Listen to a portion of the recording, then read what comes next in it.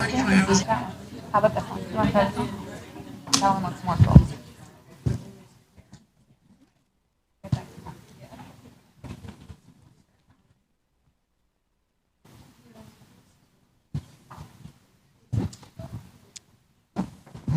Hello, I am Sydney Bradley. I'm a reporter at Business Insider, now known as Insider, and I will be moderating today's panel about, you guessed it, Gen Z.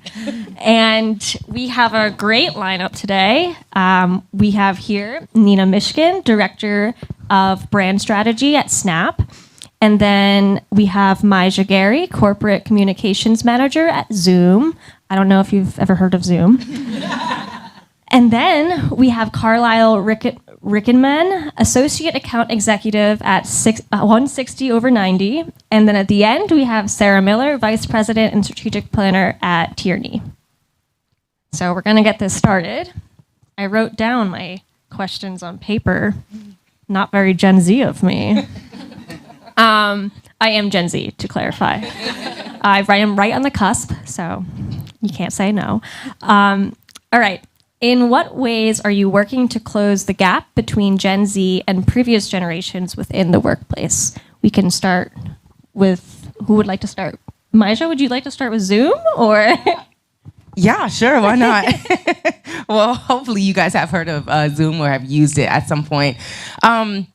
So how are we working to sort of bridge the gap? I would say three things. First is funding, right? So one thing I love about Gen Z, and I would say millennials too, I'm a millennial, any millennials in the house, is that we challenge everything, right? And so in the workplace, when there's something that we don't have, millennials and Gen Z challenge that. They are so open and so willing and ready to bring whatever it is that we need to the workplace and bridge those gaps. And so I think now we've seen more companies bring more funding into these various programs that Gen Z and millennials are bringing into the workplace.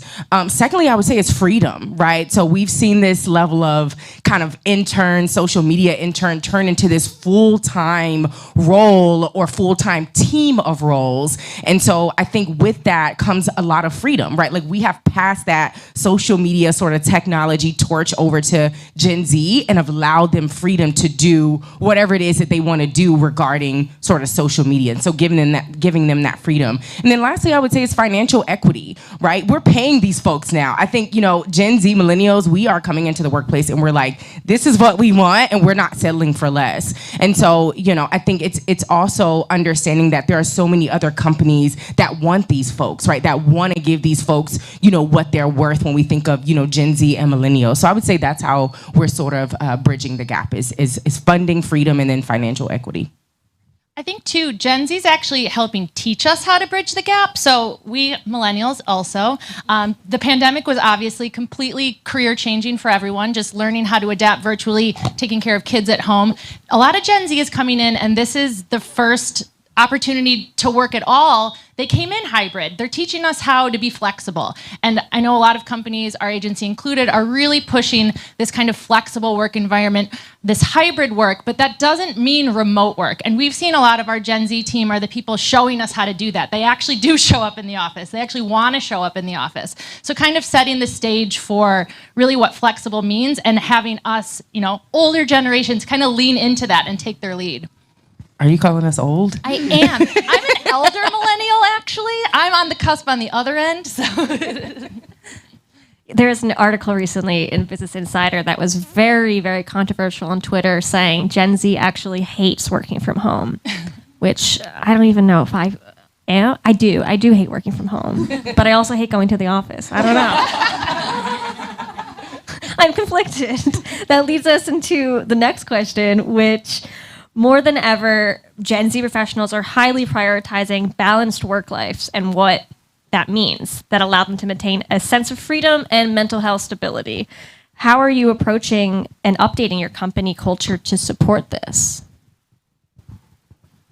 Well, I can take it from the Gen Z perspective, just flip the table for a second there. I think one of the things I've seen, this is my first job in the workplace. And again, like Sarah said, it is change and it's different than what we thought, but it's all about that open line of communication And that kind of starts from the managerial at that granular level between managers and direct reports. So really checking in, and from personal experience, I'm very lucky to have a manager that does the same, where she's checking in weekly. How are you doing? What's going on? What's on your plate? Are you burning hot? How can I help? And I think that's so important. I know the chuckles at the burning hot. Everyone's very used to hearing that. But I think that's really important to, at the starting point, at like the really individual level, to make change. And just, someone who is coming in and maybe it's their first time as a manager with a direct report, how do you make sure that they understand that that's vital to young talents thriving and preventing any burnout?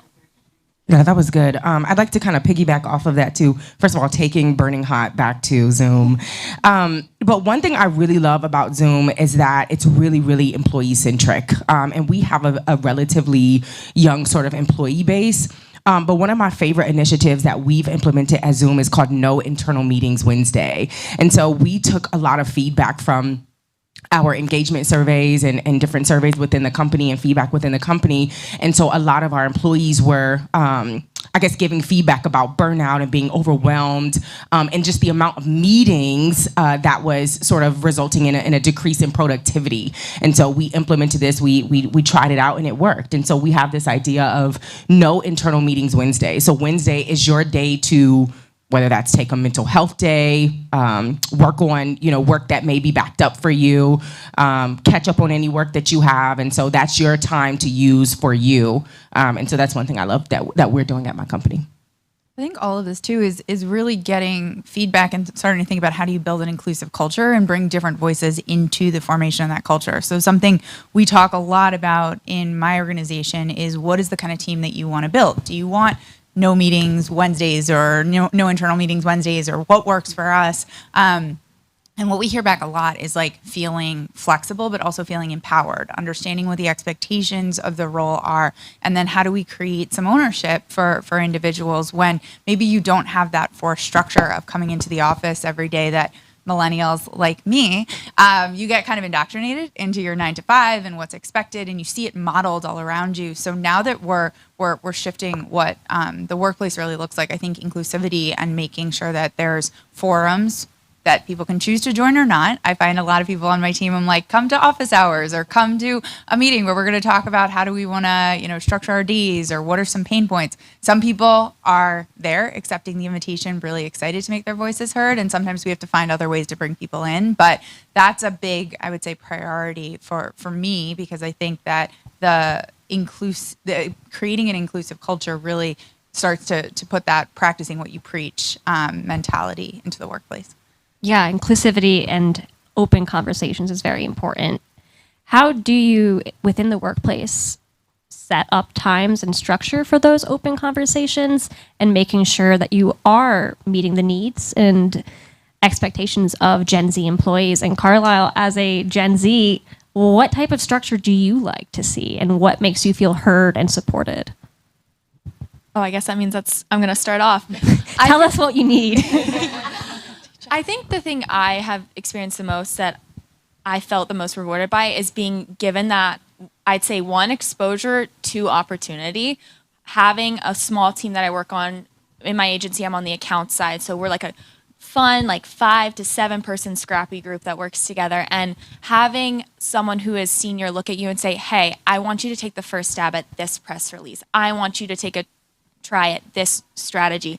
I think those type of opportunities, and then again, raising up to exposure, are so important. And that's something Gen Z needs, because we want to learn. We are ready and we are able to learn so much.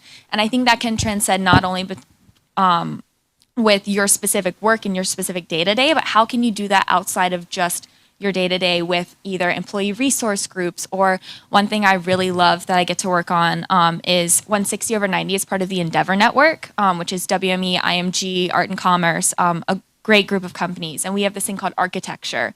And so 60 plus of us can get on a Zoom and have a brainstorm. And it's really empowering, because I'm brainstorming an idea for a cool activation, and then a lead agent at WME is jumping in and it's like, I love that idea. What if we did this with it? And that is such a cool thing. So for me, I think, and these aren't exactly tangible, but greater exposure and greater opportunity are so important in that company culture for this generation. It's definitely tangible.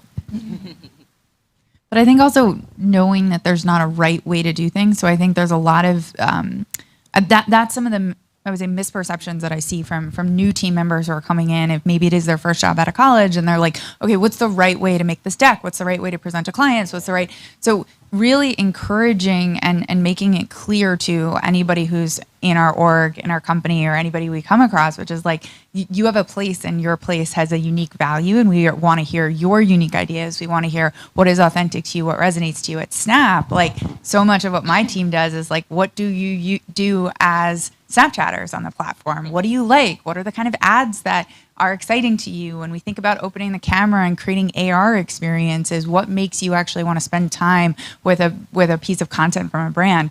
We hire people because we want to hear their unique perspectives and what their experiences are like. So it's really important, I think, no matter what level you are in an organization, to just create a culture where you're asking questions, where you're making it clear that opinions are heard. And it's a culture of just positive reinforcement and feedback, right? Hey, take a first stab at this. This might be a model that you could follow. It doesn't have to look like this, but you can learn from it. So I think that kind of communication, inclusivity, collaboration is really critical, and all the more so if we're not all kind of trooping around to meeting rooms together every single day. I think to that point too, a big marker of this generation is just how much intersectionality there is. So Gen Z generally doesn't want to define themselves necessarily. They can be one thing one day, something else the next, and anything in between. So really valuing that as part of inclusivity, of you don't have to belong to this group or find an alliance with this group, but we actually want to see the full spectrum of who you are and lean in where you feel like you're included, is just such a unique thing they can bring, that they can actually teach all of us. It's actually inspiring to, kind of open ourselves up to our own intersectionality that we've kind of been taught. You have this role here, lean into that role, this is your place. And it doesn't fly anymore. Yeah, I think going into Gen Z, a big word is authenticity. And we hear that a lot on social media. I write about influencer marketing and the creator economy, and authenticity comes up maybe 10 times a day. How is social media factoring into your plans? And obviously Snapchat is social media, but how are you leveraging your social media landscape to relate to a younger market? And how are you identifying their needs and priorities, them as in Gen Z and younger market consumers? Well, I'll take the obvious start. So I think for us, when it starts in the hiring process, it really starts about, when I look at my team, I want the team to look like the Snapchatters at large. I want them to look like the world at large. So what that means is diversity, equity, inclusion, belonging are a huge part of just the foundation of how we think about structuring a team. And that means everything and anything of like, what was your past experience? What are your interests? How much do you use Snapchat? Are you like a power user who's obsessed with it? Are you somebody who's like newer to the platform? We want to bring in all of those diverse and different experiences and perspectives, because that gives us a more holistic and well-rounded perspective that we can take to our brand clients. So my brand strategy team at Snap, or the folks that I'm fortunate enough to work with, actually come up with a lot of the incredible ads that you see on Snapchat every single day. So they work really closely with brands, with agencies, to say, hey, let's talk about what your campaign is in market. How do we adapt it for Snap? And what that can mean is really often thinking about, especially augmented reality, and how do we personalize and create really interactive experiences on Snap. So what we're looking for in our folks on the team and how we think about social is really, we're almost consultants who are helping brands figure out how to communicate authentically, both from the research we see on the app, what are the behaviors that are happening around Snapchatters, but also what are the people who work on our team doing every single day? What are they experiencing as consumers? So I think it's really important that we move those two things closer. You as a consumer versus you as a marketer versus you as an employee. How do we connect all of those pieces so that there's more human insights that we're bringing to the work that we're doing every single day? I think that is a first step in helping brands figure out how to be authentic. And then we spend a lot of time talking to brands who are at every level of the spectrum across every single category, from FinServe to insurance to CPG, around how do they really create a brand that a Gen Zer would be interested in spending time with, that connects to them? How do you showcase values that feel really authentic, not to keep going back to that word, but that really resonate, and how do you create relevance? So it starts internally, and then if we have that perspective, we can really scale it out to our marketing partners as well. The authenticity came up. It always does. You must have to like find and replace in your articles. Like A lot of synonyms for authenticity out there.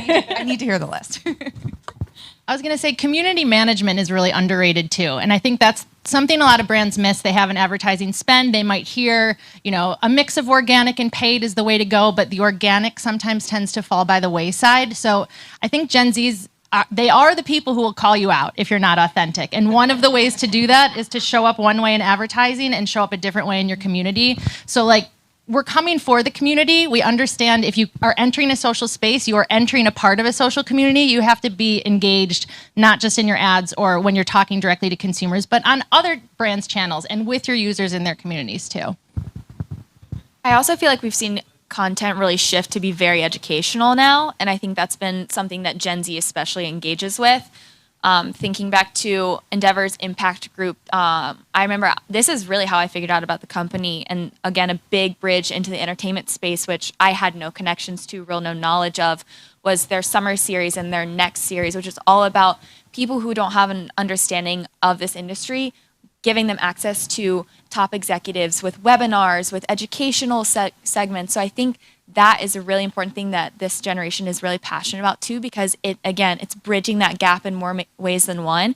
And back to Sarah's point on intersectionality, we want to learn about sports, we want to learn about fashion, we want to learn how all of these different industries intersect with culture.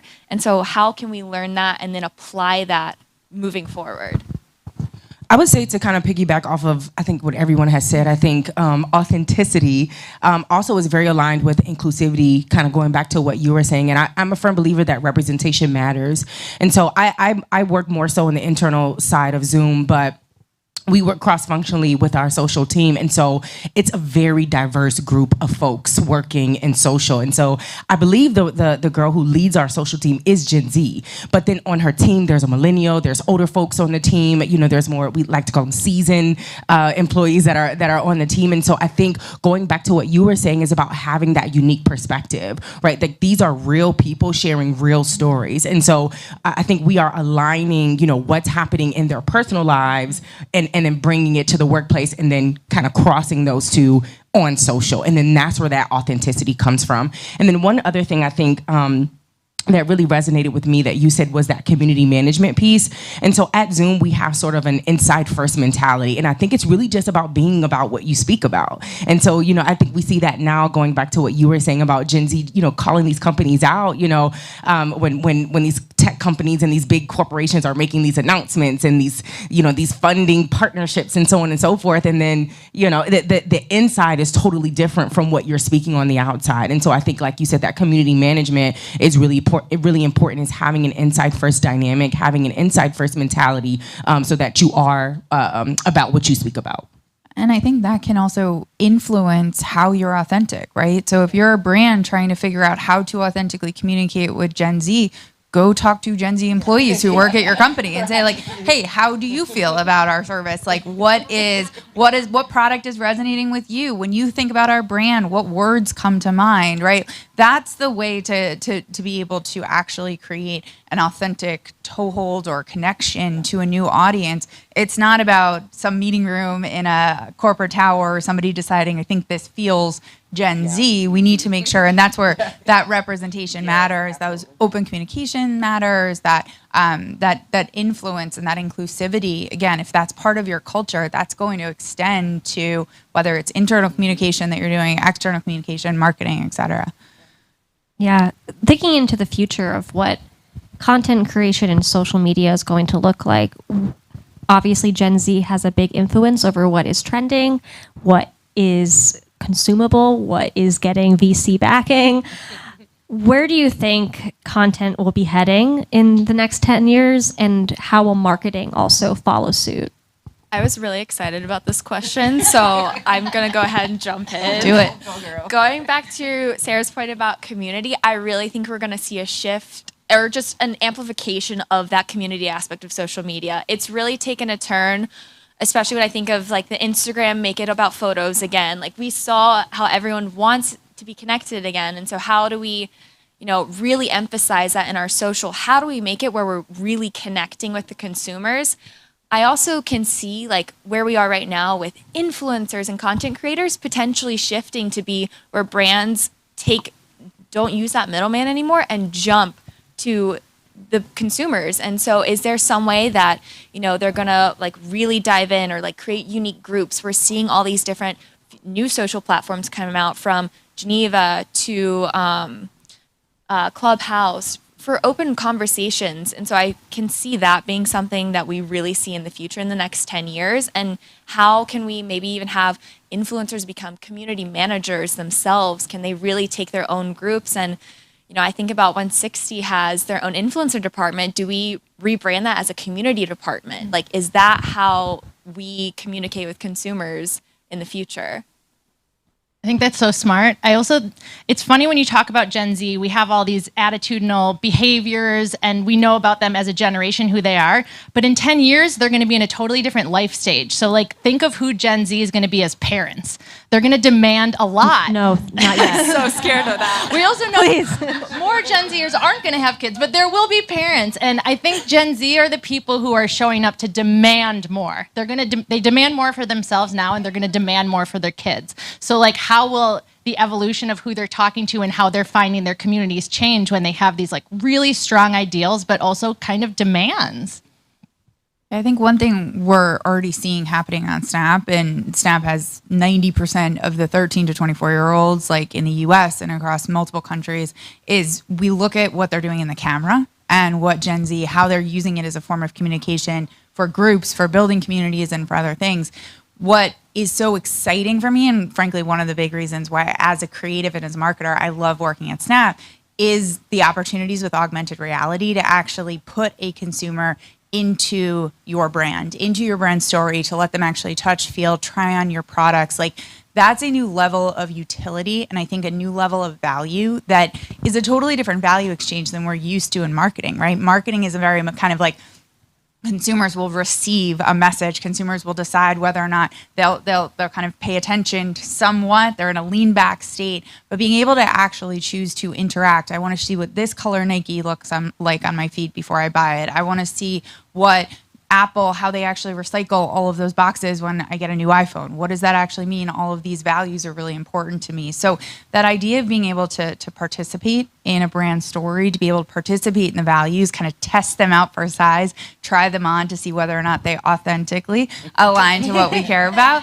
I think that represents a really interesting shift just in the communication patterns and in how brands will actually start to say, like, what do you care about as a community? How does that influence the messages we put out there, the way we communicate with you, platforms we use to connect with you, and something like technology around AR, VR, et cetera? Yeah. One last thing I would say, I think piggybacking off of what you were saying about community management too, I think from the consumer side, I think sort of the interest may increase for educational content. And, now I see like TikTok, they say is like the new Google. Like if you watch TikTok videos, there are so many things you can learn that you would have never thought of before. And so I think a lot of consumers will engage more with that. I think we will increase the engagement more with sort of educational content. So yeah, I think on the consumer side, that's how social will shift. Yeah. And like Sarah was just saying, Gen Z is growing up, sadly.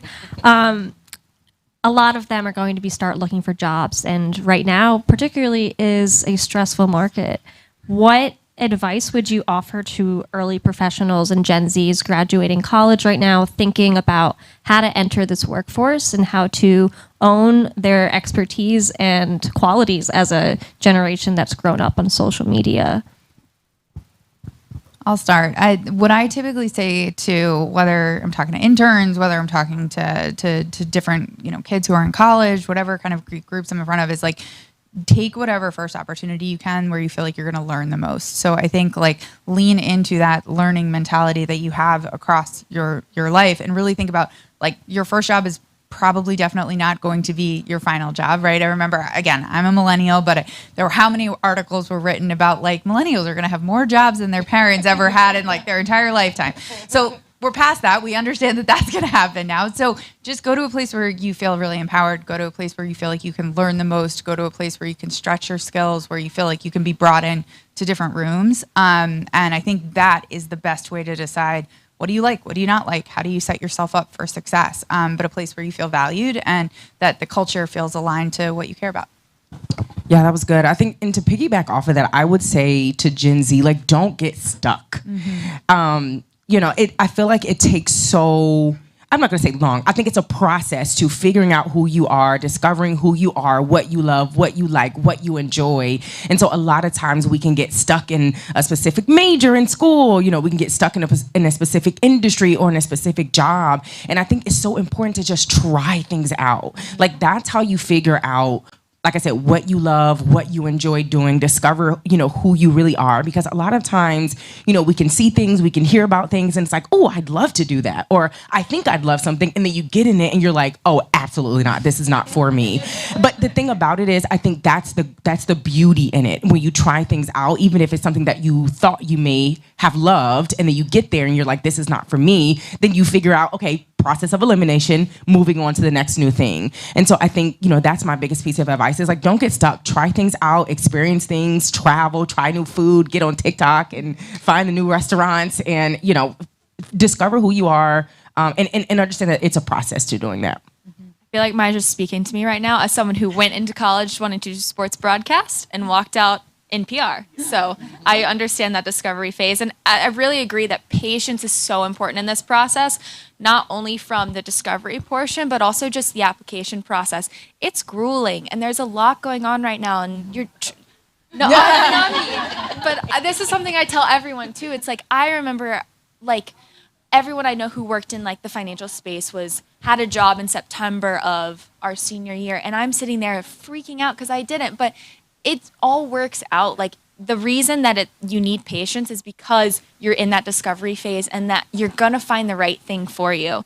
The other thing I've learned is establishing, and this is really like in the actual process, like really look to establish a connection early. I can't do it with my mic right now, but one of my favorite professors gave this one story of like, you're here in a job interview and like the interviewee is up there or the interviewer is up there. When you find that common ground, the dynamic shifts and you're on equal playing field. So find that, do your research and find that, and you can establish that quickly. And that just breaks the ice and makes the conversation and the opportunity so much more impactful for both of them.